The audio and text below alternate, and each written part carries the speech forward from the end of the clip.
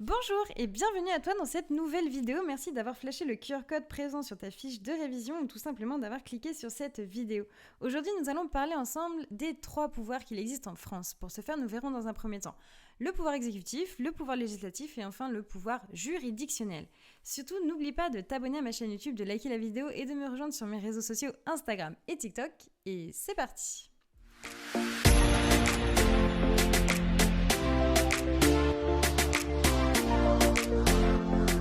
Tout d'abord, regardons ensemble le pouvoir exécutif. Qu'est-ce que le pouvoir exécutif ? Eh bien, tout simplement, mettons en tête que le pouvoir exécutif, c'est le pouvoir qui est détenu par le gouvernement. Le gouvernement, c'est quoi ?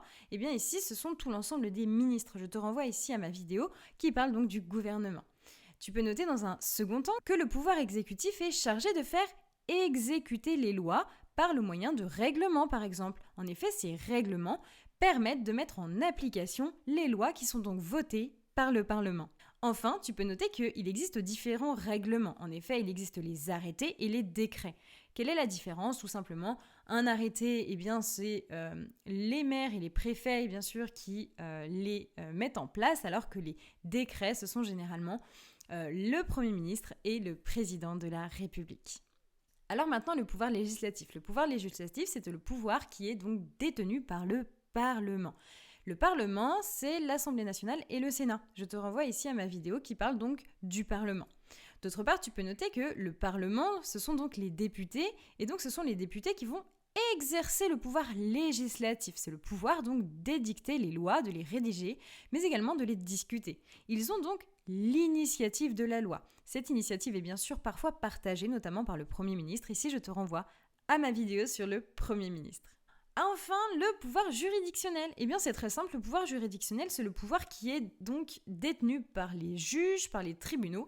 Alors, bien sûr, il est quand même important de préciser qu'il est un petit peu malvenu d'écrire pouvoir juridictionnel. C'est pour ça que je t'invite, dans tes copies, à écrire pouvoir juridictionnel avec des petits guillemets, tout simplement parce que cela renverrait sinon un petit peu trop à ce qui se passait avant la Révolution française, où les juges finalement étaient à même de trancher de façon arbitraire en fait les différentes affaires.